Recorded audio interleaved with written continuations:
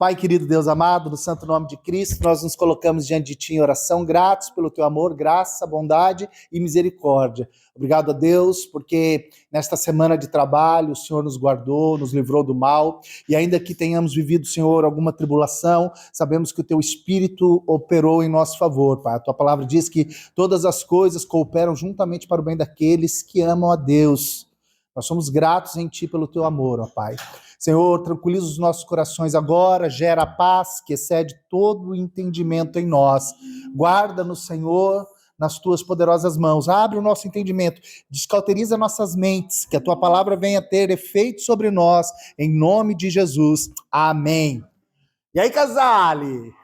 Tá bem? Boa noite, glória a Jesus.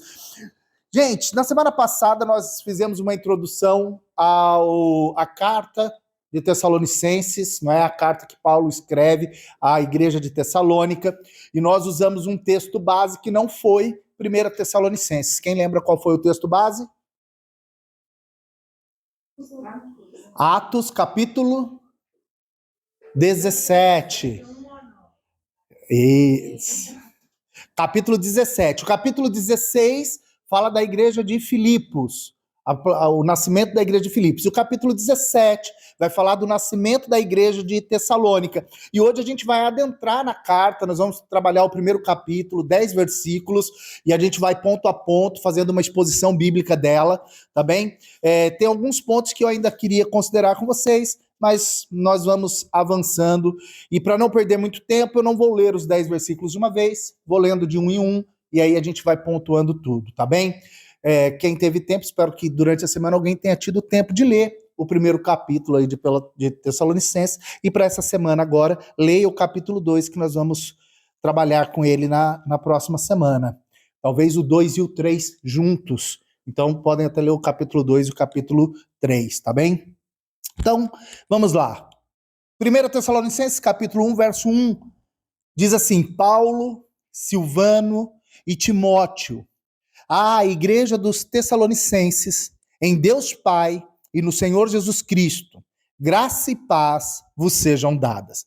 Esse verso 1 nos apresenta os 3 personagens, né, que vão estar enviando esta carta, então, para a igreja de Tessalônica. Nós temos aí 3 pessoas, provavelmente, e pela escrita, e por todo o modelo que é posta a carta, certamente que foi Paulo que escreveu, não há quase margem de dúvida nenhuma em relação a isso. Mas ele apresenta aqui Silvano e Timóteo. Silvano, na Bíblia de alguém, tem outro nome? Aparece com outro nome na Bíblia de alguém? Não? Silas, porque é o mesmo Silas. Silvano é o Silas, sabe o Silas que estava preso com ele, lá em cadeias, quando ruiu tudo, né? Lá na igreja de Filipos, é o mesmo, só que aqui ele recebe o nome de Silvano, que é diferente o nome dele em romano, né? Então, mas é o mesmo personagem, Silas. E Silas, cara, ele era um líder, profeta, missionário, acompanhando Paulo nessa viagem. Ele tomou o lugar de Barnabé. Lembram de Barnabé? Barnabé teve um problema, teve um fight, né? Uma briga com Paulo, que João Marcos, que era também discípulo de Barnabé, criou uns problemas. Depois, lá na frente, isso vai se resolver, eles não ficam brigados, mas Silas vai tomar o lugar de Barnabé. Barnabé dá aquela corrompida com Paulo, mas depois eles vão voltar a ser amigos. Mas, nesse meio tempo aí, Silas, na segunda e na terceira viagem missionária, vai acompanhá-lo, né? Já o outro personagem é Timóteo, o jovem Timóteo, nascido em Listra, né, que é lá na região da Turquia, filho de pai grego, filho de mãe judia. Esse é o Timóteo, que vai ser pastor em Éfeso, né? Vai lá na igreja dos Efésios, ele que vai ser o pastor lá, acompanhou na segunda e na terceira viagem missionária Paulo, Silas não, na terceira não, Silas só na segunda, também, desculpa lá, e também vai estar na primeira prisão, né, de Paulo, e na segunda prisão. Paulo também vai convocar, vai chamar Timóteo para estar com ele. É esse o time, é esse o grupo de crente Paulo, Silas e Timóteo, que está ali reunido em oração, em ensino da palavra, em comunhão. E esse grupo agora vai escrever a carta para Tessalônica. A primeira coisa que eu acho interessante desse capítulo 1, verso 1, é que, diferente de outras cartas, Paulo aqui se apresenta simplesmente como Paulo. Ele não precisa demarcar território. A gente já falou sobre essa questão de demarcar território, quando Paulo se apresenta como o apóstolo. Às vezes, quando a pessoa quer firmar o território, olha, eu sou o apóstolo, às vezes é necessário firmar esse território. Às vezes é necessário pontuar as coisas. Porque havia muita gente que não reconhecia o apostolado de Paulo. Achava que Paulo era mercenário, achava que Paulo era enganador, não é? Tinha gente que não conseguia confiar na conversão de Paulo, tinha de tudo. Então, às vezes Paulo se colocava como apóstolo, e aqui no caso não. A igreja reconhece a autoridade de Paulo. Ela tem profunda gratidão por isso, então a coisa fica bem resolvida. Ele se apresenta só como Paulo, não é?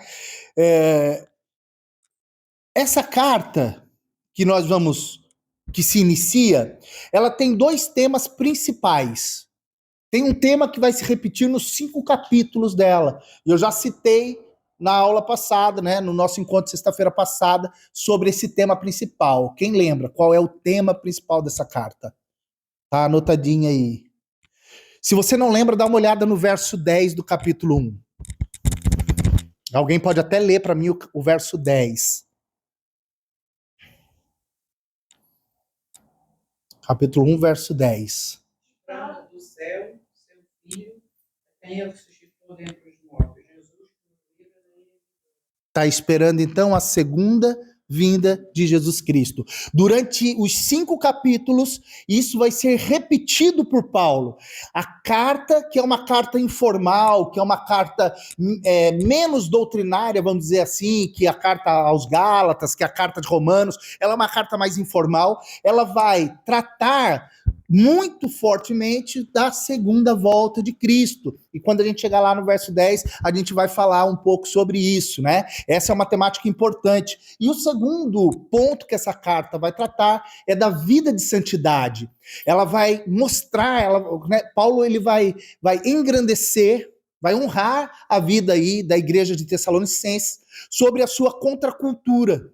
O modelo de contracultura que eles estão vivendo. Como eles assimilaram o cristianismo, como eles absorveram o evangelho e estão vivendo numa contracultura do mundo grego aonde eles estavam inseridos. Né? Então, Paulo vai falar muito disso. Essa carta também está dividida em 2 blocos. Do capítulo 1 até o capítulo 3 é a celebração da fidelidade, vamos falar assim. Celebrando a fidelidade da igreja. E o que eu acho interessante dessa carta é que ela é uma carta que celebra a igreja. Todos os frutos apresentados, tudo que é apresentado nessa carta, diz respeito à igreja, não a indivíduo. E isso é muito legal, porque a gente tem que entender que na unidade da igreja, no corpo da igreja, há um testemunho para as nações. E a gente vai enxergar isso, que não é só eu e você, não é só na individualidade, mas é no conjunto, no corpo, como igreja. E o segundo bloco, que vai os capítulos 4 e 5, fala de um desafio de continuar crescendo.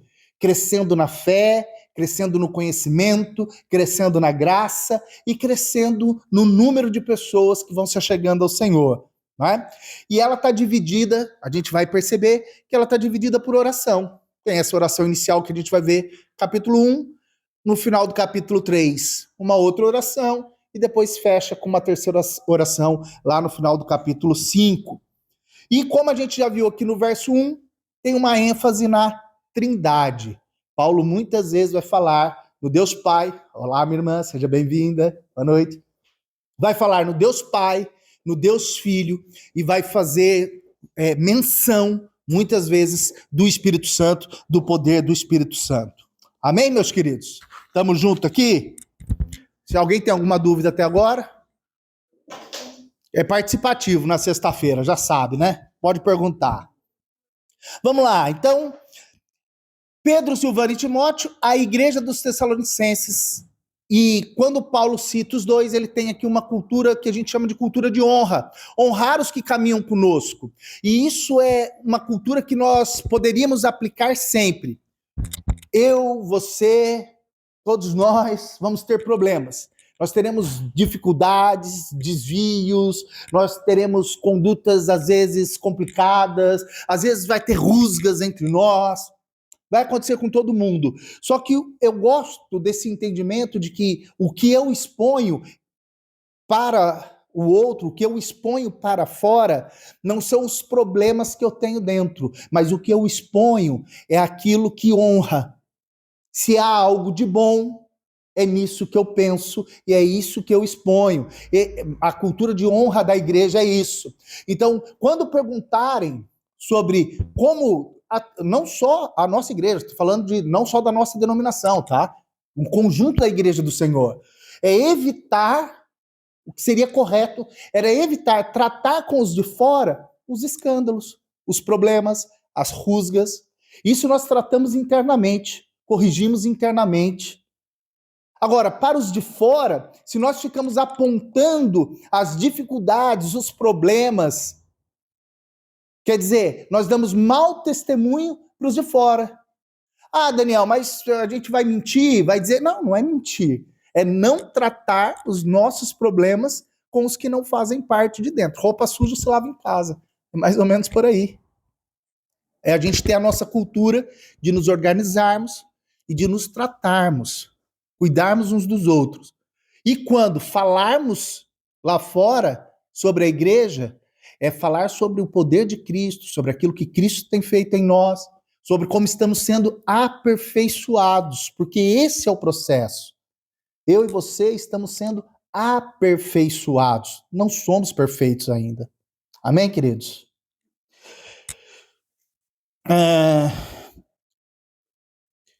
Em Deus Pai e no Senhor Jesus Cristo, a evocação aqui já do Deus Pai, do Senhor Jesus Cristo, graça e paz vos sejam dadas. E eu gosto que o pastor Hernandes Dias Lopes coloca o graça e paz, e é um termo que eu queria falar sobre, porque eu cumprimento sempre com graça e paz, né? Graça e paz, graça e paz. E o pastor Hernandes Dias Lopes, ele trata como fonte e água. Eu acho interessante. A graça é a fonte de todas as coisas, é o favor imerecido.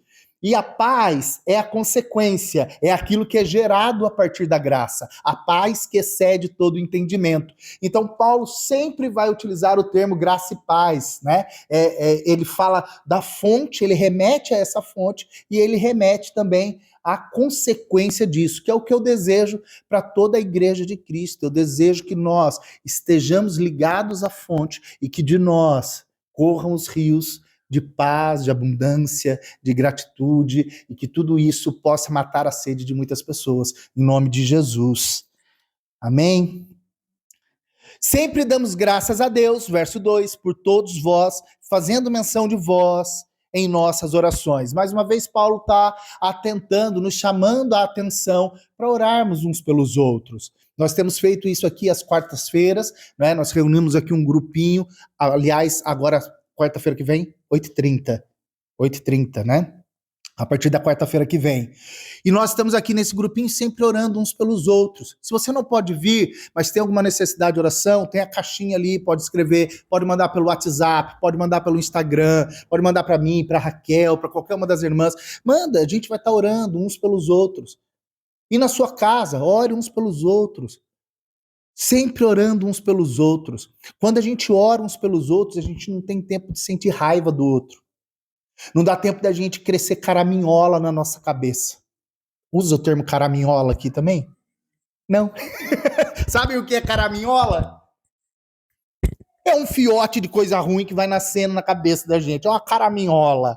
Aquilo que, sabe? Poxa, não gostei do jeito, não gostei da palavra, não gostei do gesto, não gostei da atitude. E aí, se eu não mato isso com a oração, e a oração mata isso, a oração tem o poder de matar esse sentimento. Não é? Por quê? Porque quando eu vou orar para a pessoa, não tem como eu orar para Deus. Mata ela, Deus. Arranca o pescocinho dela, Jesus. Não tem. Eu vou ter que pedir para Deus Ajuda essa pessoa a melhorar, Senhor. E me ajuda a melhorar também. Então, oramos uns pelos outros. Essa deve ser a nossa dinâmica, para que nós possamos nos suportar, né? Não é suportar nesse termo que você está pensando, ó, minha irmã. É dar suporte. Não é dar suporte, tá? Verso 3.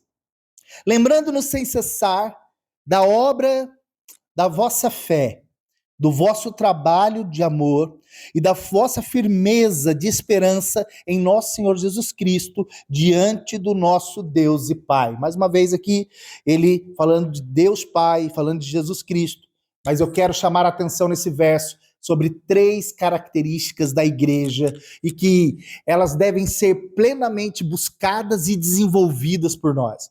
Se de tudo que for falado aqui hoje, guardar essa parte, eu já fico extremamente contente. Por quê?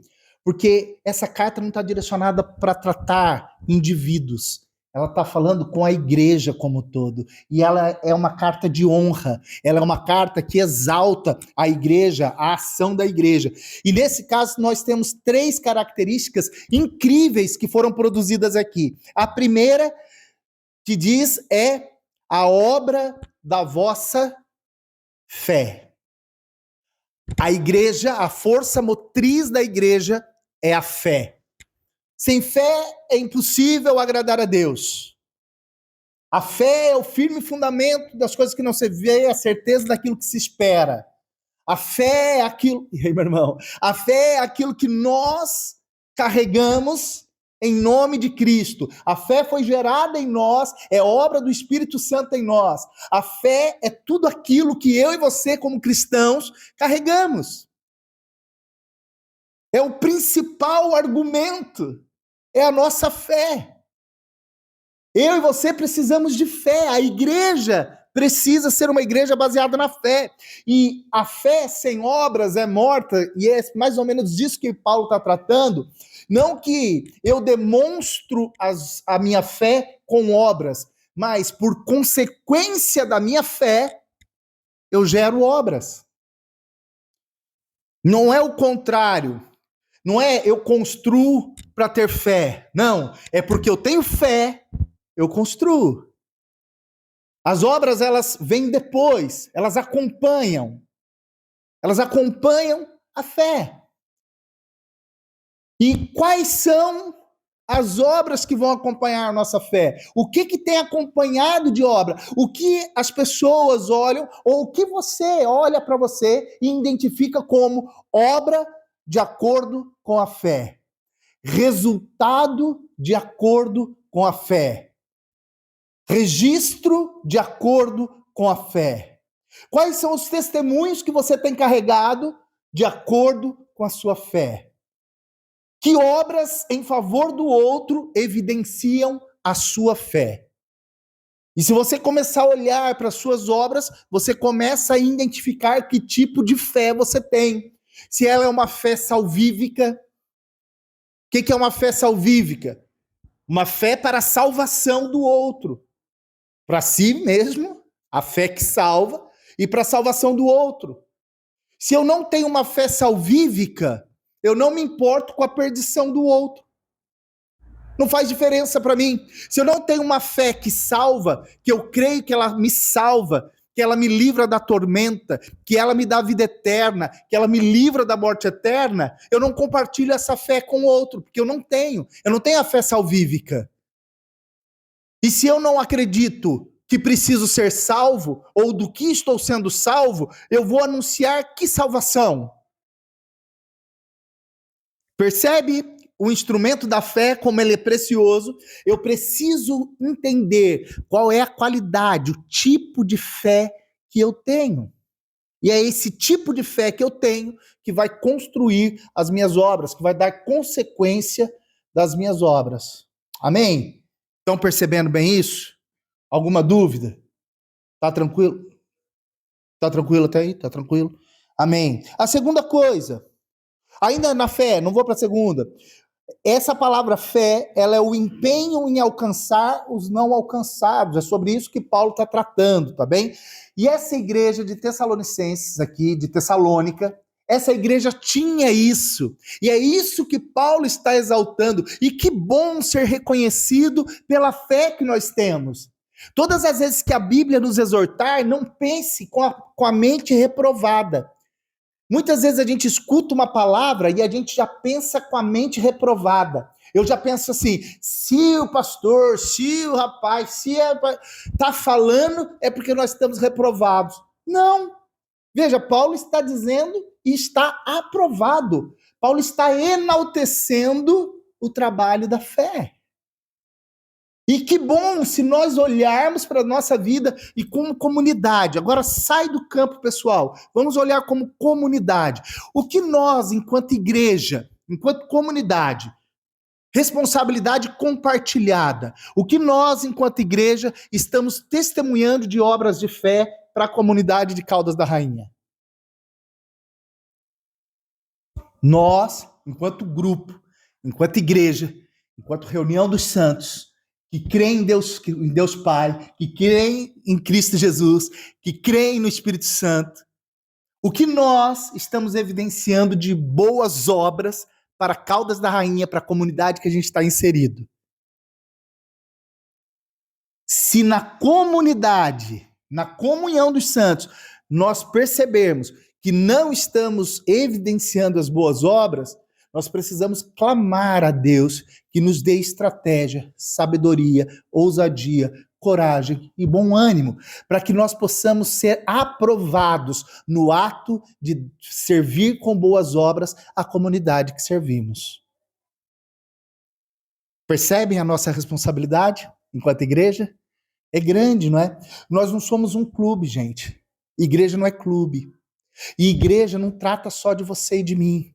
Não é uma coisa individual. A igreja não é para você se sentir bem só. A igreja não é só para você receber uma palavra para aquecer teu coração. É isso também. Ela trata o indivíduo porque a salvação é individual. A fé é de um por um. Mas depois nós somos inseridos num corpo, numa unidade, uma única igreja. E como igreja, nós temos que dar uma resposta à nossa fé. Ela tem que produzir obras de salvação. E era isso que a igreja de Tessalônica estava vivendo. E Paulo estava enaltecendo, e a gente vai ler quais eram essas obras, tá bem? Segundo, o amor. Ela está dizendo sobre o amor, né? Ainda no verso 3 diz, do vosso trabalho de amor. E o termo utilizado aqui é de trabalho exaustivo, um trabalho que emprega toda a energia, que evidencia o amor na medida que serve.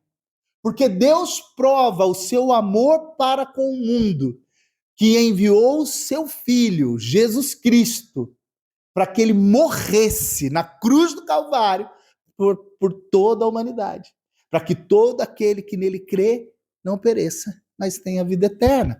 A prova do amor, ela é feita numa evidência de servir de forma profunda.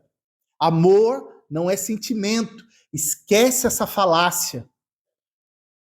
Pai, eu te amo. Ama. Quem ama, serve. Como que a gente... Dizem que o amor maior do mundo é o amor de mãe, né? Amor de mãe. É um amor maravilhoso no mundo. O que uma mãe faz desde o primeiro momento em que ela se torna mãe? Cuida, ama, alimenta, veste, limpa bumbum, tira cocô, faz papinha, coloca o corpo à disposição, carrega, amamenta. Servir. Aí é por causa do serviço que é reconhecido o amor. Se dá. Isso é amor. Amor é ação. Amor é atitude. Se nós falarmos de amor, mas não movemos uma palha em direção ao outro, nós não amamos. Amamos a nós mesmos. Somos egoístas. Queremos só para nós. Porque o amor, ele não é egoísta, não é fingido. 1 Coríntios capítulo 13 tem uma boa descrição do amor. Então, o amor ele precisa ser compartilhado, há uma atitude de amor. E Paulo está dizendo, essa igreja ama, há um serviço de amor que eles estão derramando. E por fim ele vai falar da esperança. Ele fala do vosso trabalho de amor e da vossa firmeza de esperança. Amor prestativo, efetuante, o vosso amor prestativo. Amor prestativo. Ter presteza em fazer. É isso, igreja. Se nós queremos, como igreja, dar testemunho do amor de Cristo, não é no culto de domingo. Não é no culto de domingo que nós damos testemunho do amor de Cristo. Só que dar testemunho do amor de Cristo é dar o rostinho à tapa. Como se diz lá no Brasil, é dar a cara à tapa. É mostrar o rosto. É se colocar em evidência. E é aí que pega às vezes. Ai, eu não queria ter que me mostrar para isso. Ai, eu não queria que as pessoas soubessem isso. E aí é que a gente precisa repensar o evangelho que está em nós e a maneira como nós observamos Cristo e o amor que está em nós em favor do outro. Esperança, firmeza, a firmeza da esperança, firmeza, está falando de uma permanência, de uma paciência diante das circunstâncias, de longanimidade, de estabilidade.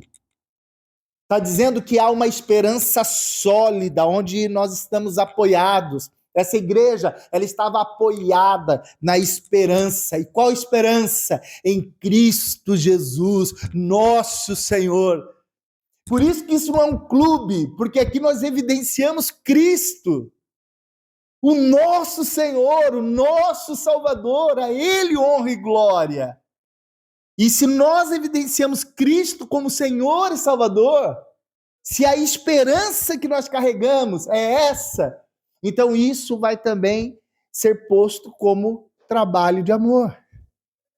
Percebem isso? Amém? Vocês são sempre quietinhos, né? Todos sempre quietinhos. Mas estão a perceber bem, não estão? Amém. Glória a Jesus. No verso 4, reconhecendo, irmãos amados, de Deus a vossa eleição. Alguma outra tradução de eleição? Escolhidos, a eleição aqui de ser escolhidos, não é? Em Deus.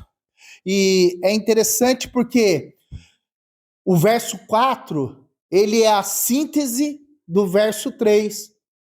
Ele é o resultado do verso 3. Se a gente ler ao contrário, é porque nós reconhecemos que vocês são escolhidos de Deus, ou eleitos por Deus, que nós reconhecemos a obra da vossa fé, do vosso trabalho de amor e da firmeza de esperança. Todas essas coisas são geradas, não são por nós mesmos, são geradas por causa de Deus em nós, por causa do Espírito de Deus em nós, que ele vai apertando, e a gente pode ir resistindo até um tempo, o Espírito vai nos apertando, e tem pessoas que quando o Espírito começa a apertar muito, o Espírito começa, e a pessoa não quer obedecer, ela escapuliu, fugiu, foi-se, correu, já não está mais. Tem gente que desiste da caminhada, e a gente falou nisso no domingo passado, que o jovenzinho lá falou, deixa eu enterrar meu pai. Ele estava querendo fugir, ele estava sendo confrontado, era uma fuga, era uma tentativa de ir embora. Deixa eu sair da tua presença, deixa eu enterrar meu pai, deixa eu cuidar da minha família. Às vezes o Espírito Santo está moendo os nossos corações e a gente tem uma teimosia em responder para ele. A gente é teimosinho demais. Porque a gente fica pensando assim, não, é porque isso aí é coisa de brasileiro, porque isso aí é coisa de português, porque isso aí é coisa de indiano, porque isso aí é coisa de africano. A gente fica achando que é por causa da cultura dos outros. A gente começa a querer encontrar saída, mas é o Espírito, é a palavra que ela vai nos espremendo, ela vai nos tratando. E é assim. E glória a Deus que é assim. Glória a Jesus. É porque nós somos carenciados disso. Nós precisamos disso. Se nós não precisássemos, Cristo não tinha morrido na cruz. Há um motivo pelo sacrifício. Tem de ser. Quer falar alguma coisa, minha irmã? Não vale a pena? Tá bem, verso 5. Porque o nosso evangelho não foi a vós somente em palavras, mas também em poder, no Espírito Santo e em plena convicção, como bem sabeis quais fomos entre vós por amor de vós. Que riqueza esse verso 6. Olha quanta coisa Paulo está trazendo à memória da igreja. Ele está dizendo assim, a primeira coisa, vocês receberam palavra. Houve o evangelho, vocês receberam palavra. Aleluia. Não, verso 5 ainda, né? Verso 5, não sei, mas aqui, vocês receberam palavra. E não somente palavra, mas vocês receberam poder do Espírito. Essa palavra poder é a palavra dínamos. Dínamos, que é a mesma palavra para dinamite, que causa uma explosão. Mas a explosão de dinamite não é para ser usada em areia, em castelo de areia. Ninguém precisa destruir areia com dinamite. Você destrói com dinamite coisas que estão solidificadas. O dínamo, o poder de Deus, o poder do Espírito Santo, ele vem para impactar e desmoronar coisas que estão consolidadas na nossa mente, no nosso caráter. O dínamos vem dinamitar todas essas coisas que já estão cauterizadas em nós. Por isso que é difícil. Porque o Espírito Santo, ele começa como um martelo daquelas britadeiras, né? Tem um martelo, como é o nome do martelo? O homem das... É pneumático também? Aquilo que faz uma força tremenda, aquilo quebra o alcatrão, tudo, não é? É mais ou menos assim, o Espírito Santo vai... E se nós resistirmos, já viu quando que a criança resiste, vai tomar a pica lá e resiste, você... Até a gente adulto, se você for tomar a pica e travar o braço, dói mais. Se você relaxar a musculatura, vai que vai.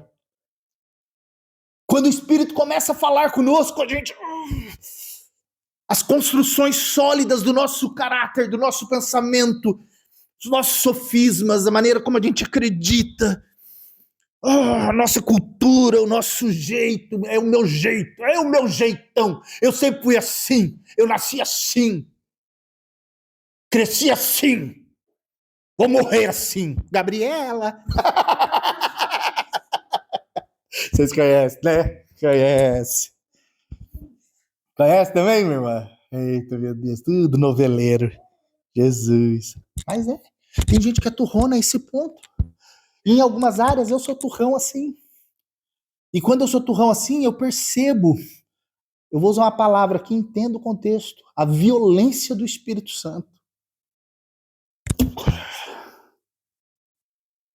Entenda o contexto que eu estou falando. Alguma coisa que te acerta de forma violenta. Não de uma violência banal, né? Mas algo que te atropela violentamente. O Espírito Santo, em algumas áreas da minha vida, ele precisa ser esse martelo pneumático, esse dínamos, essa dinamite. Ele precisa explodir algumas coisas em mim. Precisa. E em nós, enquanto igreja? Porque ele está tratando com a igreja. Será que nós já estamos acostumados, construímos um mundinho nosso, uma redomazinha nossa, o nosso lugarzinho secreto? Olha, temos o nosso lugarzinho secreto, igual criança na casa da árvore. Não conta para ninguém. Nosso lugarzinho secreto. É o nosso forte, o nosso QG. Ninguém pode adentrar aqui, é a nossa masmorra. E aí o Espírito Santo às vezes precisa vir implodir tudo isso. Colocar isso tudo por terra. Para que a gente possa começar a olhar com os olhos de Deus aquilo que Ele quer. É maravilhoso isso tudo. No verso 6. E vos tornastes nossos imitadores e do Senhor. Cara, que coisa linda a igreja. Ela recebe o evangelho, ela recebe a palavra. Essa igreja de Tessalônica, por isso que ela está sendo... Paulo está honrando tanto, porque ela percebe a ação de Paulo, ela olha para Paulo e fala assim, Paulo, você deixou a sua pátria, você deixou as suas coisas, você está pregando o evangelho, você está declarando a sua vida em favor do evangelho, você veio até nós, você nem nos conhecia, você não tinha motivo nenhum para vir até nós, você nem sabia quem nós éramos, e você trouxe o evangelho da salvação para nós, cara. Meu, que amor é esse? Você está imitando Cristo, porque Cristo deixou o salto dos céus para se fazer homem, para nos trazer a salvação, e você está imitando Cristo, está trazendo a salvação até a gente, a mensagem da salvação, cara. Pô, que legal isso, Paulo. Nós que recebemos isso, também vamos compartilhar isso. É isso que essa igreja está fazendo, ela reconhece que ela recebeu o evangelho e agora ela derrama do evangelho. Agora ela libera o evangelho. E não pense que ela não passou por problemas. Nós vimos lá no capítulo 17 de Atos. O que teve lá no capítulo 17 lá? O irmãozinho lá, como era o nome dele lá? O Ramon lá, como que era o nome dele? Atos 17, abre aí alguém rapidinho para nós. Como que é o nome do Jasmon lá? Vê lá para nós, vê Atos 17. Jason.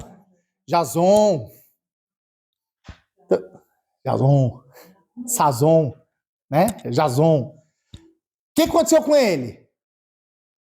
Foi acusado de cara... E foi preso. Foi acusado, foi preso. Teve que tirar dinheiro do bolso para pagar multa. Tava dando guarita para Paulo. Tava deixando Paulo morar na casa dele lá para pregar o evangelho. Aí ele pagou, teve prejuízo financeiro. Ele teve que tirar dinheiro do bolso. Tinha os problemas, tinham as dores, mas ainda assim eram imitadores de Cristo. E o que mais que diz? Recebendo a palavra em muita tribulação. Tá aí, ó. Já estava no texto. E vós tornaste nossos imitadores do Senhor, recebendo a palavra em muita tribulação. Mas eles receberam eles estavam atribulados, cheios de problema, mas eles receberam com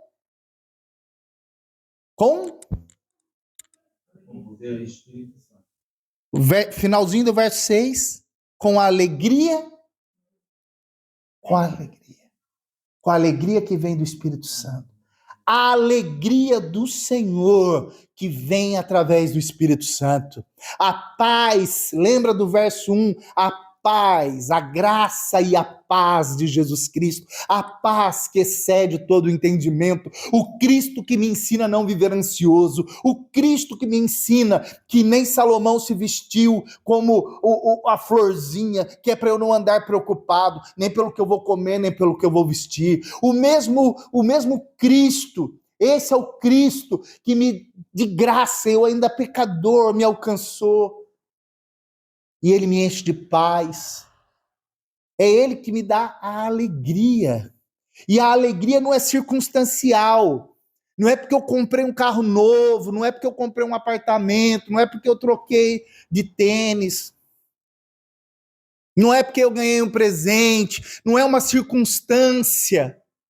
A alegria de Deus não é uma alegria circunstancial. A alegria de Deus é uma alegria permanente, consistente, baseada na pessoa de Cristo, na fé, na firmeza da esperança, na obra da fé, da vocação do amor, do trabalho em favor do outro, na esperança daquilo que vai se cumprir, que é o retorno de Cristo. É aí que está fundamentada a alegria, ela não é uma circunstância, não é por alguma coisa. E aí nós conhecemos pessoas entristecidas, depressivas, por causa das circunstâncias que elas vivem. Porque do mesmo jeito que ficamos alegres por circunstâncias, também nos entristecemos por circunstâncias.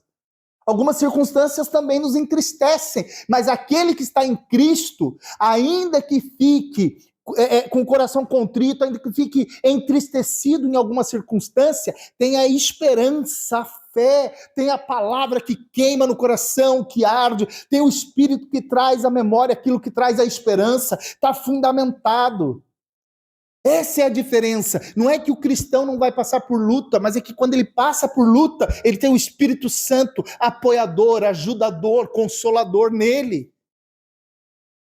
E ele se mantém. Agora tem pessoas aí entristecidas. Quer falar aqui, irmã? Pergunta? A alegria de Cristo não depende de nada nem de ninguém. Não é circunstância. Perfeito. Está só na pessoa de Cristo, que está conosco todos os dias, através do Espírito que está em nós. E nós conhecemos pessoas entristecidas pelas circunstâncias, e elas não têm o Espírito. E isso pode ser remediado. E isso pode ser remediado. Qual é o remédio para pessoas que estão entristecidas e não têm o Espírito Santo? Qual é o remédio para elas? A palavra da salvação. Como elas ouvirão? Se alguém? É isso. Nós todos sabemos. É isso que Paulo está enaltecendo a igreja, dizendo, olha, vocês são pregadores da palavra do Senhor. Vocês pregam a palavra do Senhor. Vocês anunciam o que vocês receberam. Glória a Deus. Glória a Jesus. Verso 7. De maneira... Alguém leia o 7 para mim, que é interessante esse verso. Verso 7. Capítulo 1, versículo 7. Isso. De maneira que fostes exemplo para todos os fiéis na Macedônia e Acaia. Até aí, meu irmão. No verso 6, a igreja era imitadora. No verso 7, a igreja é um exemplo. Olha que coisa maravilhosa. Quando eu imito a Cristo, eu passo a ser um exemplo para o outro. É um espelho. Quando eu começo a refletir Cristo, eu vou ser exemplo para o outro. Eu vou refletir Cristo para o outro. Eu imito Cristo e agora eu sou exemplo para o outro. E o outro agora vai começar a mimicar. A imitar é o fazer mímica. Ele vai imitar. E é assim, o evangelho vai ser assim, por isso que Paulo vai dizer, ó, sejam meus imitadores, assim como eu sou de Cristo. Nós deixamos de ser só imitadores e passamos a ser exemplo. Olha que salto maravilhoso, mas esse salto ele acontece quando há amadurecimento. É algo construído, constituído por uma igreja madura. Madura. Se nós temos maturidade em Cristo, então agora nós somos imitadores e exemplo.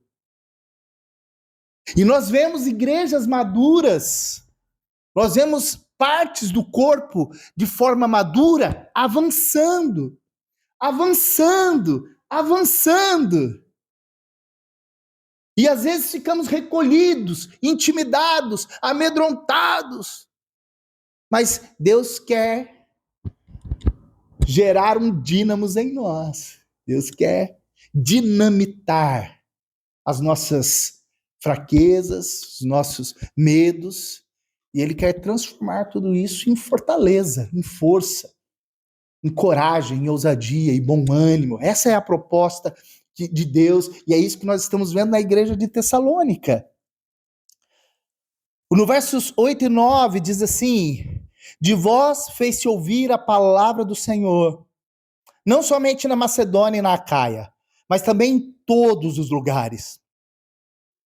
A vossa fé para com Deus se espalhou, de tal maneira que não temos necessidade de falar coisa alguma. Pois eles mesmos anunciam de que forma fomos recebidos entre vós. Dizem-nos como vos convertestes dos ídolos a Deus, para servirdes o Deus vivo e verdadeiro. A igreja, aleluia, fez-se ouvir a palavra do Senhor. Tem alguma tradução diferente? Soou. Tem alguma Bíblia que diz soou? Tem na sua? Soou. E vos soou. É isso aí. E esse soou é mesmo do ecoou. Transmitiu continuamente, como um eco, como um sino, como um som do tímbalo que se arrasta, que permanece, continua anunciando. Então, veja, essa era uma igreja que anunciava. De vós fez-se ouvir a palavra do Senhor. E não anunciava só perto de casa. Fez na Macedônia, fez na Caia e fez em todo lugar. Em tempo e fora de tempo. Em casa, na família e fora de casa. Na rua e na outra cidade também. Ah, mas na outra cidade nem tem uma CCVA. Não importa, não se trata da CCVA. Se trata de Cristo. Do Evangelho de Cristo. Que salva, que cura, que liberta, que transforma. É sobre isso. E nós vamos ver que essa igreja ela foi testemunha de um processo de conversão, porque ela aceita a palavra, ela se arrepende dos ídolos, ela aceita a palavra. O processo da conversão é essa, ela aceita a palavra, mas ela só pode aceitar o que ela recebeu, o que ela ouviu. Então ela ouviu a palavra. Paulo foi lá, falou a palavra. Eles acataram aquela palavra, ouviram. E agora eles se arrependem. E eles começam a dar testemunho para todos os lados. Porque eles se arrependem de ter servido falsos ídolos. Gente, eles estavam a 70 quilômetros da Grécia, de Atenas. Eles estavam a 70 quilômetros de Atenas. Tinha lá o monte grandão, deixa eu ver o nome do monte aqui, o Olimpo. Tá lá ainda? Tá? Você esteve lá, não teve? E no alto do Olimpo eles dizem que mora quem? Não mora ninguém. Sim, mas eles acreditavam que morava? Zeus. O Deus. Era o Deus deles. E vocês sabem, eles têm uma pancada de Deus também. Os deuses do Olimpo. Eles estavam a 70 quilômetros. Eles acreditavam em todos os deuses gregos. E é desses deuses gregos, de toda a cultura, que eles se convertem. Você acha que eles arranjaram briga com a família? Com os amigos? Ah, meu Deus do céu. Fui católico a vida inteira, agora me converti.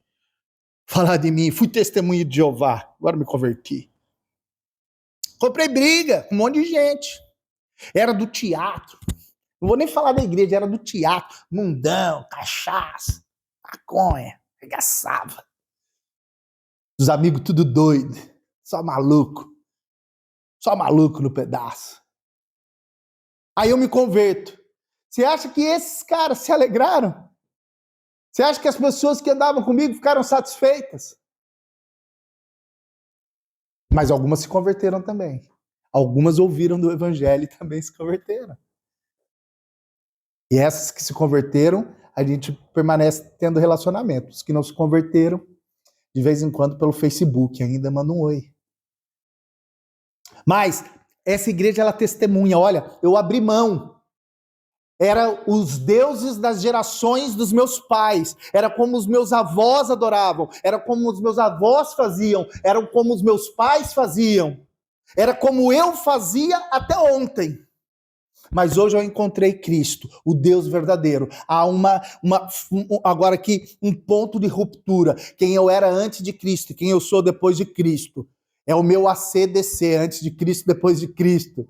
É o meu calendário interno, antes de Cristo, depois de Cristo. É meu ano zero, é meu ano de nascimento em espírito, é meu ano de nascimento em Cristo Jesus. 24 de fevereiro de 2004, meu dia zero.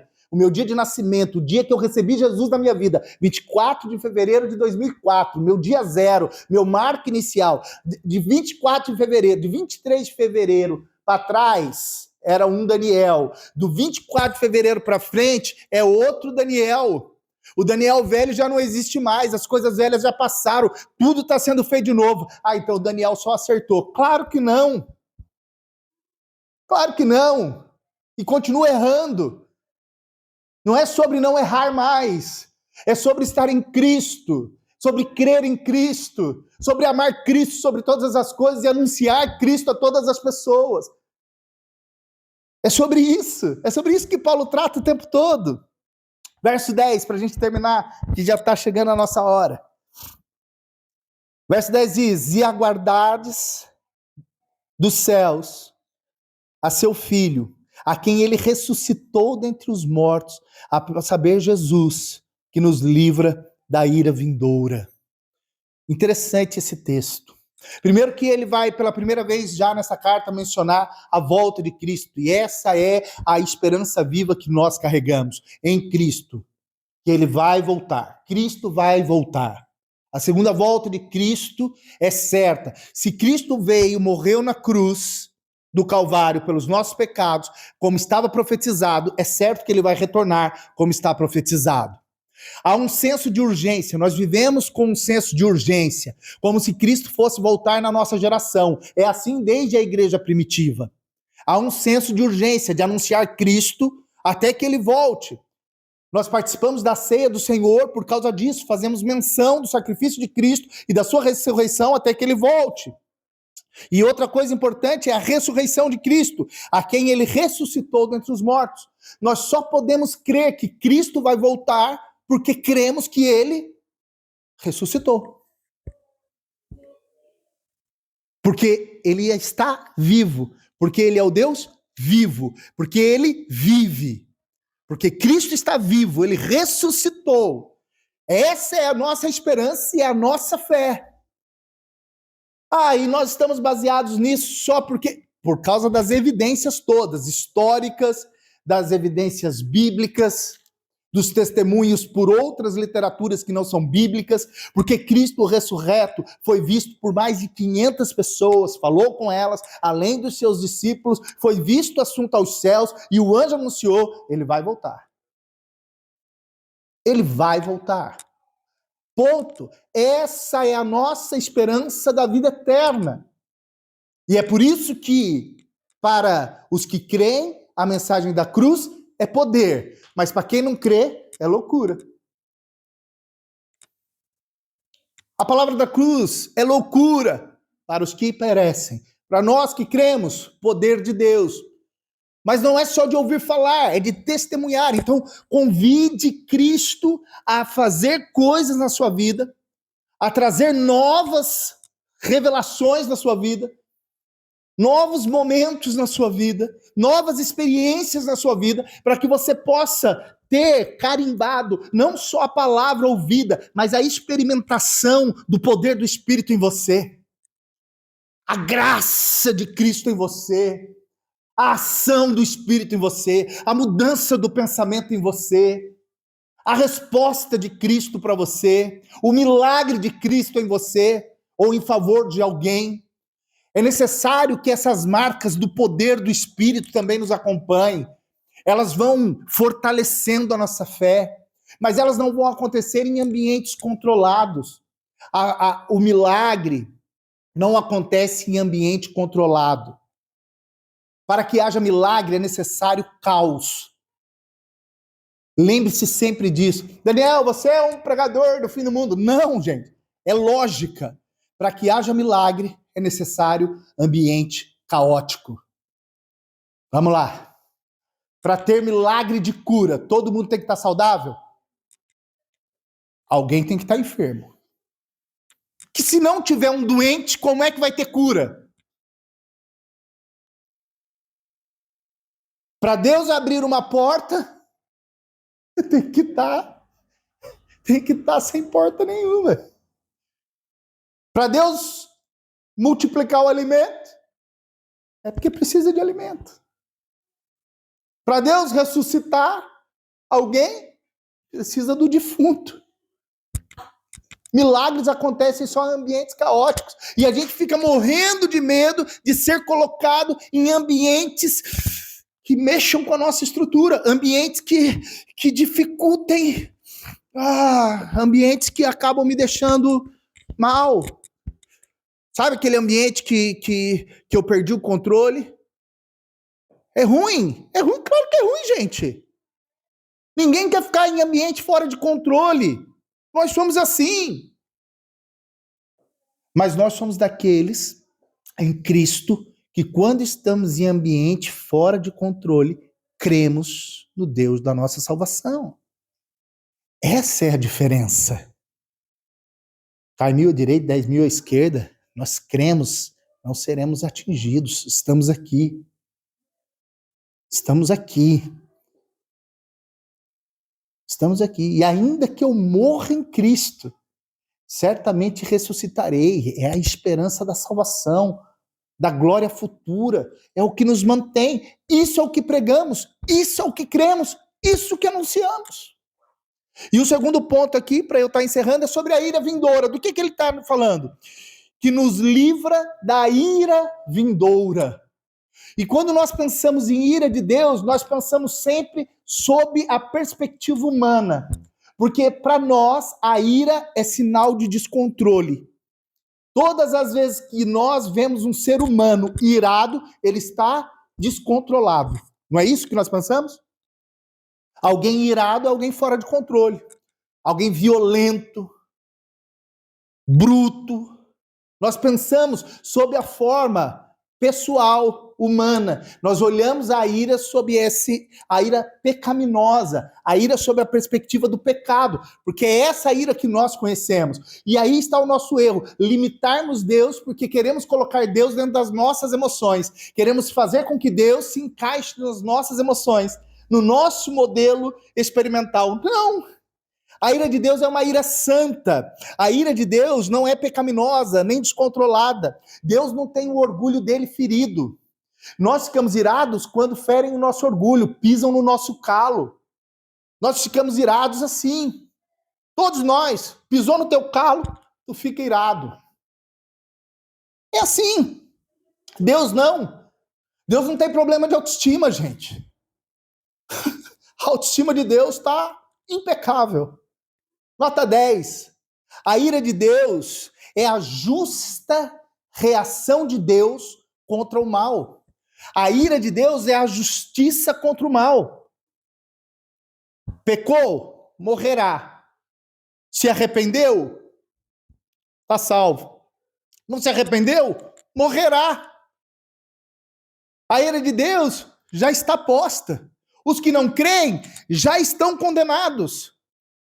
Eu acho engraçado as pessoas dizerem assim, mas se Deus é tão bom, por que tem filho dele que vai para o inferno? Vai para o inferno porque não recebeu a graça de Cristo. Está aí, à disposição, para todos. Eu nego, a culpa é de Deus. A intenção de Deus não é que o homem vá para o inferno, não é que a morte seja a parceria do homem. Não. A proposta de Deus é a vida eterna, vida abundante.